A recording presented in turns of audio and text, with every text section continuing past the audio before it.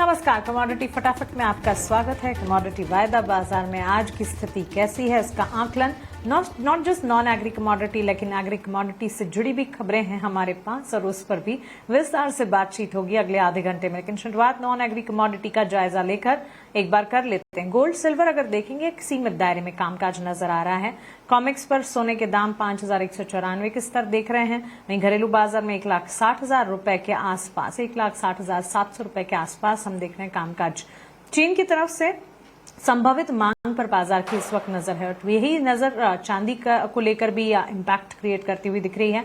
$87 के आसपास विदेशी बाजार में, घरेलू बाजार में 3,500 रुपए की कमजोरी देखी गई है। 2,62,000 के आसपास चांदी ट्रेड करती हुई। एनर्जी पैक की अगर बात करें, कच्चे तेल में सीमित दायरे में कामकाज है। उबाल तो थमा ही था लेकिन पर्याप्त ग्लोबल सप्लाई से हम देख रहे हैं ये सीमित दायरा अब भी कायम है। ब्रेंट क्रूड $71 के आसपास, घरेलू बाजार में 6,050 के स्तर। गुरुवार को अमेरिका ईरान की तीसरी वार्ता जो होने वाली है, इस पर अब मार्केट पार्टिसिपेंट्स की नजर रहेगी। देखते हैं वहां से क्या कुछ निकल कर आता है। मेटल्स की चाल हम देख रहे हैं, मिला जुला ट्रेड वहां पर देखने को मिल रहा है। कॉपर वायदा बढ़त के साथ कामकाज करता हुआ, हालांकि मोमेंटम के साथ थोड़ी सी नरमी देखने को मिल रही है। अगर आप देखेंगे इसके अलावा एल्यूमिनियम, जिंक और लेड के वायदे को, और यहाँ पर आगे एक्सपर्ट से समझेंगे कि आखिरकार बेस मेटल की चाल को देखते हुए इस वक्त स्ट्रैटेजी क्या अपनाई जाए। Last but not the least, natural gas यहाँ पर हल्के मौसम के पूर्वानुमान से बिकवाली हावी होती हुई नजर आ रही है। नाइमिक्स पर $2.9 के आसपास है, M6 पर 267 रुपए के आसपास है और IEX की जो आगामी रिपोर्ट आएगी वो काफी हद तक इम्पैक्ट क्रिएट करती हुई दिखेगी। कई सारे फैक्टर्स होंगे जो कि पता चलेंगे नेचुरल गैस के लिए कि आखिरकार इतनी वॉलिटिलिटी क्यों है। हमने देखा है काफी गिरावट, उसके बाद संभला नेचुरल गैस और अब वापस से गिरावट के ट्रेड वहां पर देखने को मिल रहे हैं। चलिए आगे बढ़ेंगे और सवाल जवाब का सिलसिला कैसे शुरू करना है ये भी आपको बता देते हैं। आपके टीवी स्क्रीन पर हमारे ऑनलाइन हमारे social media handles, contact details लगातार फ्लैश होंगे।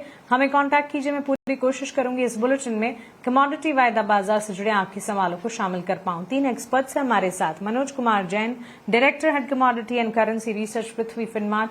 तेजस Anil Shikhrekar, chief technical research analyst, commodities and currencies, Angel One, and Rakesh Khanna, technical analyst, commodity currency, Mirror Asset, Sher Khan. ये तीनों एक्सपर्ट्स हमारे साथ जुड़ गए हैं। शुरुआत मनोज जी आपसे करना चाहूंगी। स्वागत है आपका 18 आवर्स स्वदेश पर। प्रेशियस मेटल्स में हम देख रहे हैं सीमित दायरे में कामकाज है और हाँ, हम देख रहे हैं ग्लोबल टर्म्स पर काफी सारे फैक्टर्स, ट्रिगर्स हैं जिसे वॉच आउट करना भी है। सोने चांदी में करंट लेवल्स को देखते हुए क्या राय होगी? नमस्कार मानसी जी, बिल्कुल यहाँ पे अनिश्चितता बनी हुई है और मार्केट की जो नजर है वो थर्सडे को यूएस और ईरान की जो संभावित मीटिंग है उसके ऊपर टिकी हुई है और उसी के चलते आज हम देख रहे हैं कि आज दिन भर जो है मार्केट में एक सुस्ती का माहौल यहाँ पे देखने को मिला है। चाइनीज मार्केट भी लंबी छुट्टियों के बाद आज री ओपन होते हुए नजर आए हैं, लेकिन यहाँ पे जिस तरह से यूएस प्रेसिडेंट की जो स्टेटमेंट लगातार टैरिफ को लेकर के आ रहे हैं तो वो यहाँ पे ग्लोबल मार्केट को एक अनिश्चितता के दौर में जो है धकेलते हुए नजर आ रहे हैं। तो ओवरऑल ट्रेंड सोने और चांदी के लिए पॉजिटिव रहेगा, लेकिन जो थर्सडे की मीटिंग है उसको देखते हुए यहाँ पे वॉलेटिलिटी बनी रहेगी। डिप्स में ही बाय की रणनीति बनाना चाहिए। हमारा मानना है कि सोने की जो रेंज है वो यहाँ पे 1,55,000 से 1,64,000 की हम शॉर्ट टर्म में रहेगी। तो जो अप्रैल वायदा है वहां पे गिरावट में बाय करने की सलाह रहेगी। 1,58,000 के आसपास इस तरह आते हैं तो वहां पे बाय करें। अभी वर्तमान लेवल्स पे बाइंग करने से बचना चाहिए।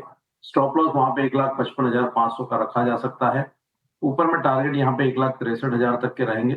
सिल्वर में हमारा मानना है कि एक अच्छी जो यहाँ पे रैली देखने को मिली थी पिछले 2-3 सेशन में, उसके बाद कुछ प्रॉफिट टेकिंग देखने को मिल सकती है। तो फिलहाल यहाँ पे वर्तमान स्तरों पर बाइंग की पोजीशन बनाने से बचना चाहिए।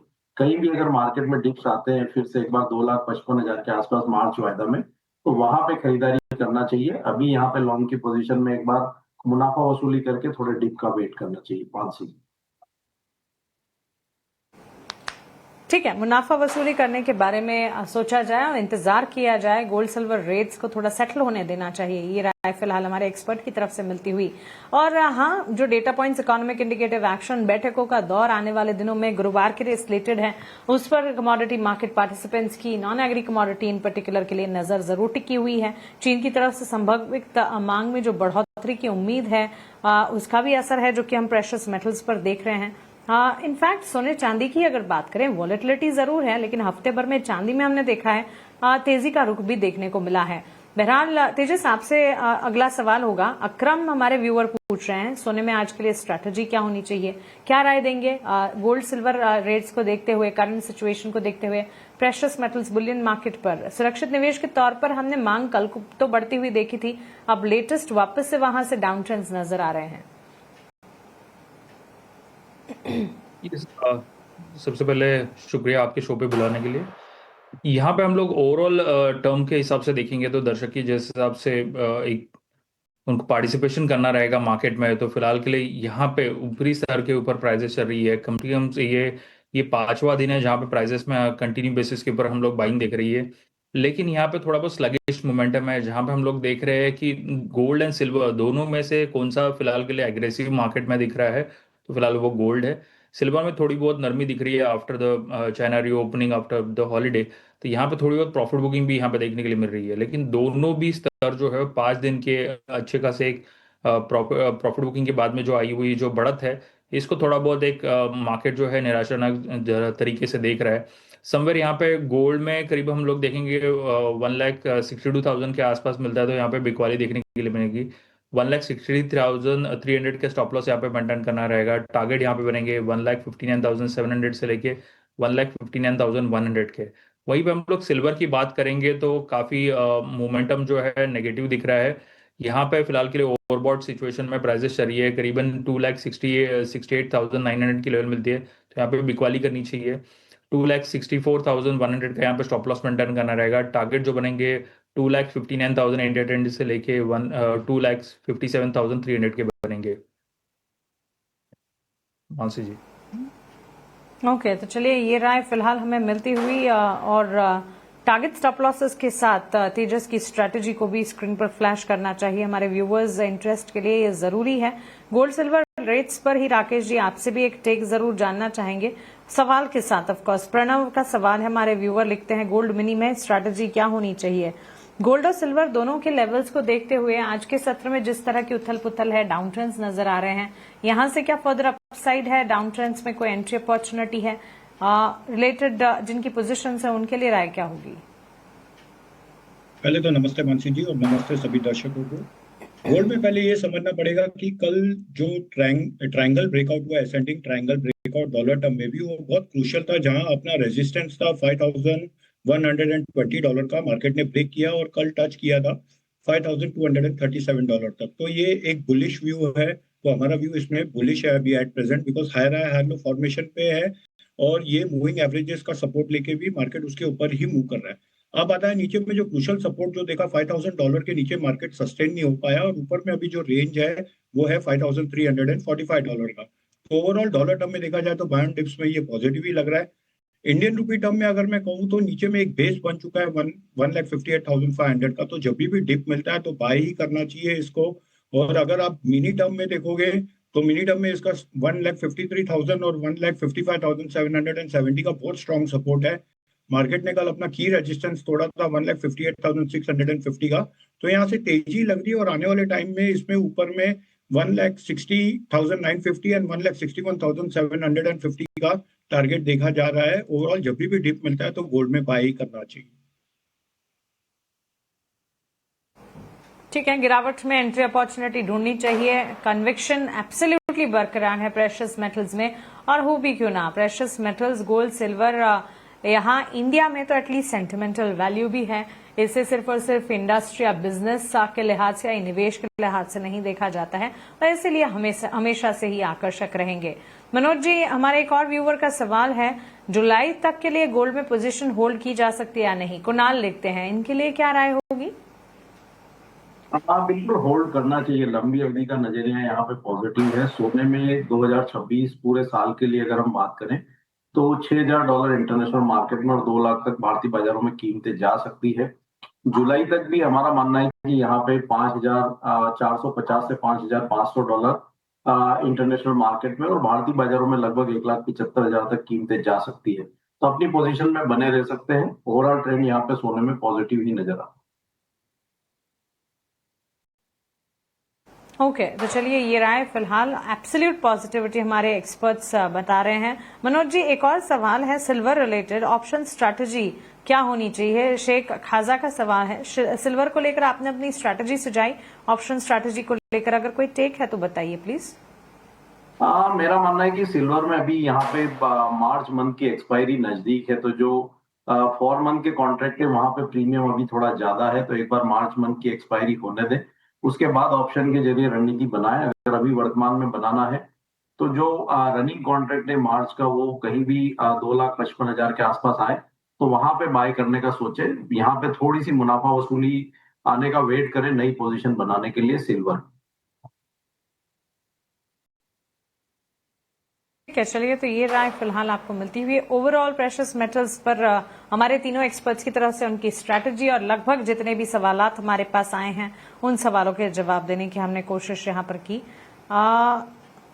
एक और सवाल यहाँ पर है और इनफैक्ट इंटरेस्टिंगली गोल्ड सिल्वर को लेकर काफी सारे सवाल हैं। तेजस जी, एक टेक आपसे जानना चाहेंगे और व्यूअर का सवाल है। व्यूअर लिखते हैं कि चांदी में कोई बड़ी गिरावट की आशंका आगे है या नहीं और मौजूदा दाम पर क्या एंट्री लेनी चाहिए? अब हाँ, आपने कन्विक्शन जताया है। रतेश जैन को इनके सवाल का जवाब दीजिए यहां से आगे, क्योंकि इन दिनों हम वॉलेटिलिटी भी देखते हैं, लेकिन जिस तरह से आप कन्विक्शन की बात कर रहे हैं लंबी अवधि के लिए on longer term basis precious metals जो हैं वहां पर बुलिशनेस कायम रहेगी, राइट? ये मानसी जी, जैसे आपसे प्राइस फिलहाल के लिए स्ट्रक्चर बना के चल रही है और यहाँ पे फिलहाल एक पॉजिटिव मोमेंटम आ रही है, जैसे कि गोल्ड शंघाई की गोल्ड एक्सचेंज की तरफ से मार्जिन का कट डाउन हुआ है after the long period stagnant से के बाद में यहाँ पे मार्जिन कट के बारे में बात की जा रही है। समवेयर गोल्ड में जो है 21% का फिलहाल मार्जिन चल रहा था, उसका रिड्यूस करते हुए 18 हो गया है।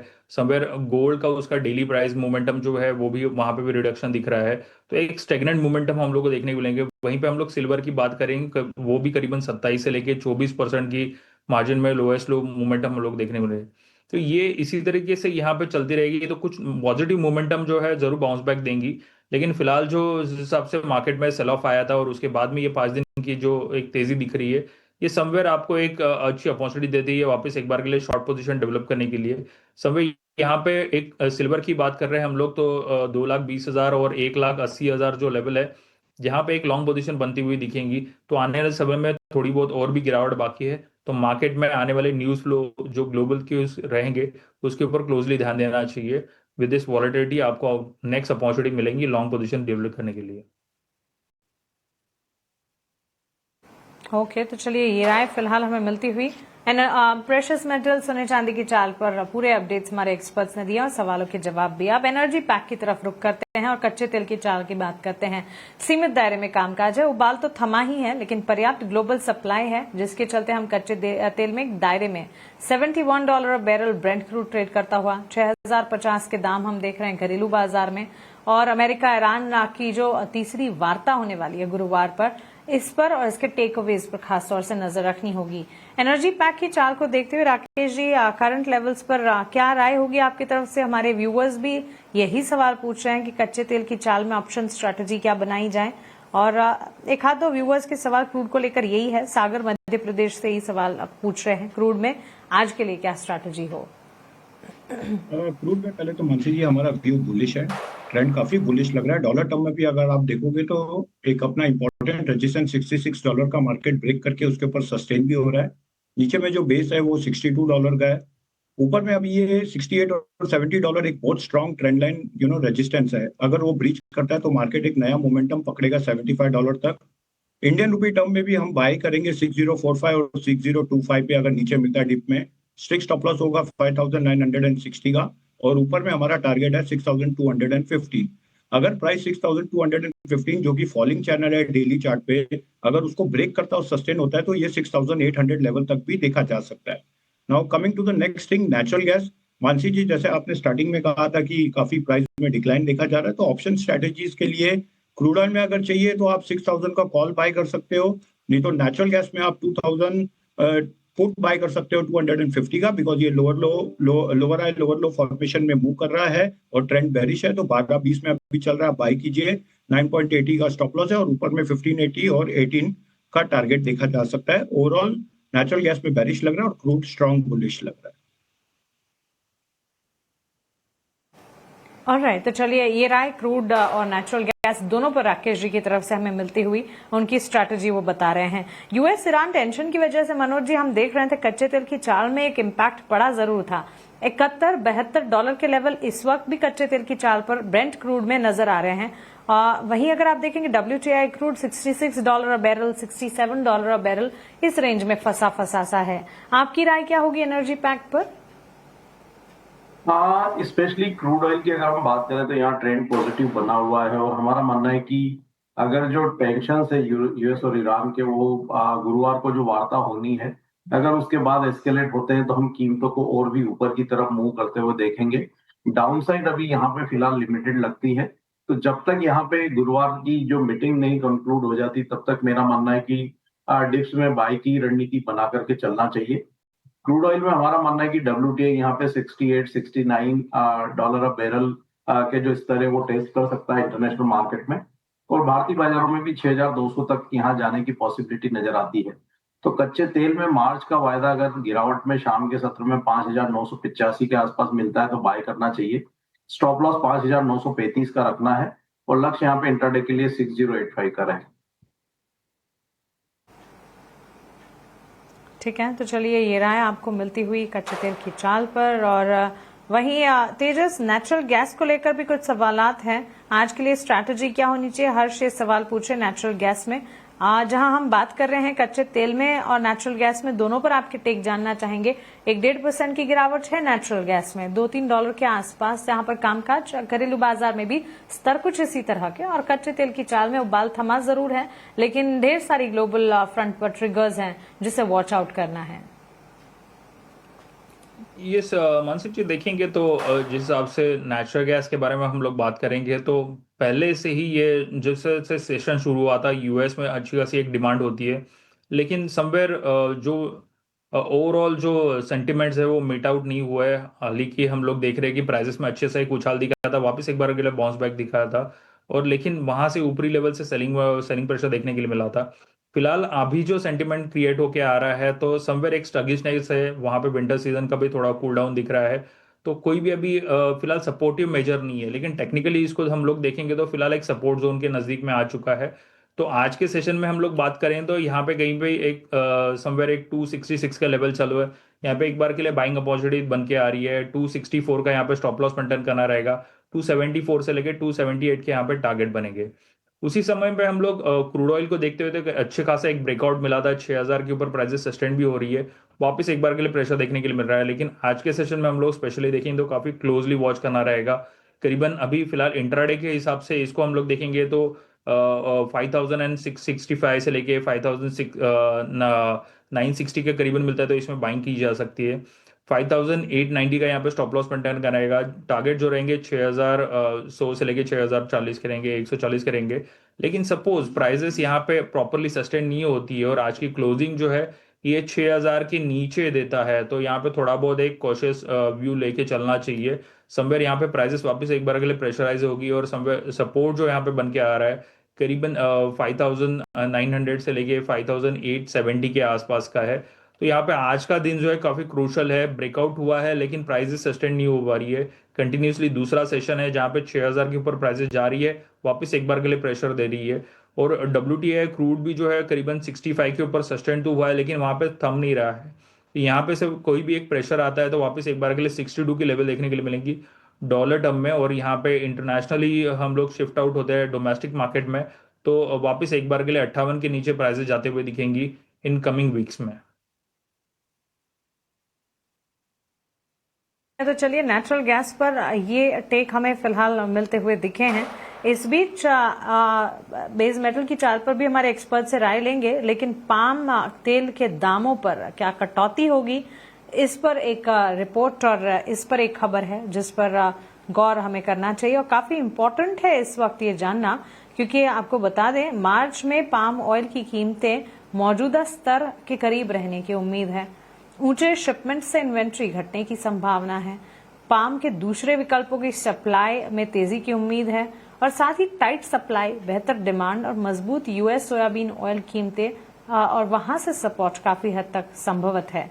ग्लोबल सोयाबीन की सप्लाई पर्याप्त है और आपको बता दें कि 2026 की शुरुआत में कीमतों की अगर बात करें 4000 प्रति टन के करीब रही और मलेशिया में जनवरी में पहली बार एक साल में इन्वेंट्री कटौती की खबर आती हुई देखने को मिली है।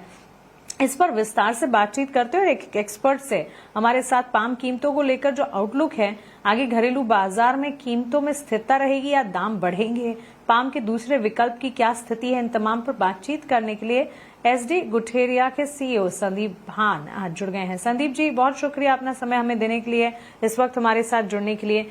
मलेशिया में प्रोडक्शन गिरने और इन्वेंट्री घटने के बावजूद अगर कीमतों का हाल ये है और दायरे में रहने की उम्मीद है, तो क्या ये संकेत है कि बाजार पहले ही टाइट सप्लाई को प्राइस इन कर चुका है? आप कैसे देख रहे हैं इस पूरी सिचुएशन को? Hello, first thank you for having me. अभी जो सिचुएशन है मलेशिया में, जी संदीप जी, वो मलेशिया में जो अभी सिचुएशन है उसमें प्राइसिंग हो चुकी है सप्लाई। अभी क्या हुआ था, फरवरी में इंडोनेशिया में बहुत अच्छे एक्सपोर्ट्स हो रहे हैं, बम्पर एक्सपोर्ट्स हुए हैं इंडिया को। उसका मेन रीजन था कि इंडोनेशिया में मार्च में सीपीओ पे एक्सपोर्ट टैक्स बढ़ रहा है, समवेयर अराउंड $50 to $55 बढ़ रहा है, जिसके चलते अच्छे एक्सपोर्ट्स हो गए थे फरवरी में इंडोनेशिया से। और बल्क ऑफ एक्सपोर्ट जो इंडोनेशिया से सीपीओ का हुआ वो टुवर्ड्स इंडिया हुआ। इंडिया ने समवेयर अराउंड 900,000 टन का एक्सपोर्ट हुआ है। मलेशिया इंडोनेशिया कंबाइन वो टच कर सकता है 1 मिलियन टन को भी, अगर लास्ट डेज के कुछ वैसे स्लिप ना हो। इसके चलते फरवरी में मलेशिया के एक्सपोर्ट थोड़े कम रहे हैं क्योंकि bulk of export Indonesia shift हो गए थे। अब मार्च में इंडोनेशिया में ज्यादा एक्सपोर्ट्स होगा नहीं क्योंकि उन्होंने ऑलरेडी फरवरी में अपने स्टॉक्स बहुत कम कर दिए हैं। फरवरी मार्च में छुट्टियों का भी टाइम है, ईद की छुट्टियां रहेंगी, तो उससे वहां इंडोनेशिया में एक्सपोर्ट्स बहुत कम हो जाएंगे। पर जो कमी इंडोनेशिया में वो मलेशिया से भरपाई होगी। उसका एक ही मेजर फैक्टर है, क्या डिमांड उतनी ही रहेगी जितनी फरवरी में है?